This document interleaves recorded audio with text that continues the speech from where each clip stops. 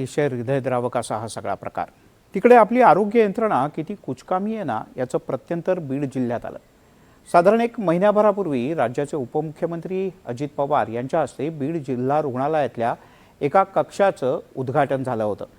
पण या कक्षातली आत्ताची स्थिती पाहिली, त्याचा एक व्हिडिओ जो व्हायरल झालाय ना तो पाहिला तर याच्यातली दाहकता समोर येते। दाहकता पाहूया।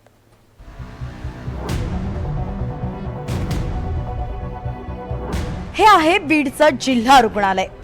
3 महिन्यांपूर्वीच अगदी मोठ्या थाटामाटात उपमुख्यमंत्री आणि पालकमंत्री अजित पवारांच्या हस्ते या रुग्णालयाचं उद्घाटन झालं। मात्र लिफ्ट अभावी आणि रुग्णालयातील कर्मचाऱ्यांच्या निष्काळजीपणामुळे रुग्णांचे मोठे हाल इथे सुरू आहेत। एका वयोवृद्ध महिलेला उपचारासाठी रुग्णालयात दाखल करण्यात आलं होतं। 3ऱ्या मजल्यावरती त्या आजीबाईंवरती उपचार सुरू होते। सिटी स्कॅन करण्यासाठी त्या आजींना तळ मजल्यावरती आणायचं होतं, पण लिफ्ट बंद होती, त्यामुळे आजींना स्ट्रेचरवरून आणण्याची वेळ आली। आणि महत्त्वाची बाब म्हणजे रुग्णालयातील कर्मचारी नाही तर सामाजिक कार्यकर्ते आणि नातेवाईकांनीच या आजीला स्ट्रेचरवरून खाली आणलं। याही पेक्षा धक्कादायक प्रकार तर पुढे घडलाय। आजीला घेऊन आल्यावरती सिटी स्कॅन रूमच्या दारात त्यांना ठेवण्यात आलं। मात्र ड्युटी संपायला अजून वेळ बाकी असतानाही तिथल्या नर्सनं रुग्ण आणि सामाजिक कार्यकर्त्यांच्या तोंडावरच त्या रूमच्या दाराला कुलूप लावलं। यानंतर तब्बल 2 तास ती आजी अगदी तिथेच स्ट्रेचरवरती पडून होती, पण रुग्णालयातल्या एकाही कर्मचाऱ्यानं किंवा डॉक्टरनं त्यांची दखल घेतली नाही। हा सगळा प्रकार मोबाईल कॅमेऱ्यात कैद झालाय। तिथं वार्ड बॉय किंवा स्ट्रेचरची कशाची व्यवस्था नाही। आम्ही स्वतः ते सापडून आम्ही स्वतः 54 नंबरवरून सोनोग्राफी एक्सरे विभागला घेऊन ते पेशंट आलोत। आल्याच्या नंतर एक्सरे केला 5:30 वाजता, 5:45 वाजता सोनोग्राफीला आलोत। म्हणजे 15 मिनिटं बाकी असताना आम्ही आल्याच्या नंतर ते आजी एवढे म्हणजे आरडात्यात ओरडात्यात त्यांची सोनोग्राफी करायची। आमच्या देखता आमच्याकडे त्याचे व्हिडिओ आहेत, आमच्या देखता त्या सोनोग्राफीच्या रूमला कुलूप लावलं जातं आणि माझी ड्युटी संपली जाते। कोणती पद्धत आहे?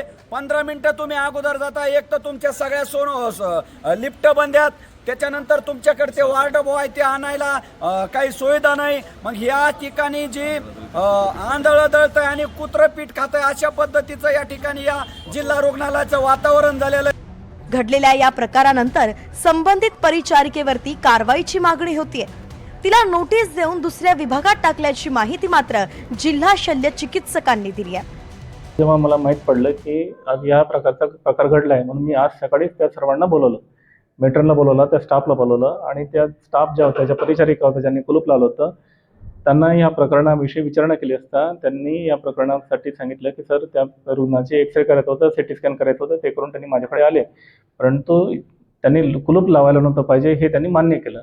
त्या परिचारिका सुद्धा गरोदर होत्या, त्याच्यामुळे मी त्यांना तिथून बदलून टाकलंय तात्काळ आणि यानंतर असं होणार नाही त्या परिचारिकेकडून असं त्यांच्याकडून आपण हमीपत्र सुद्धा घेणार आहोत।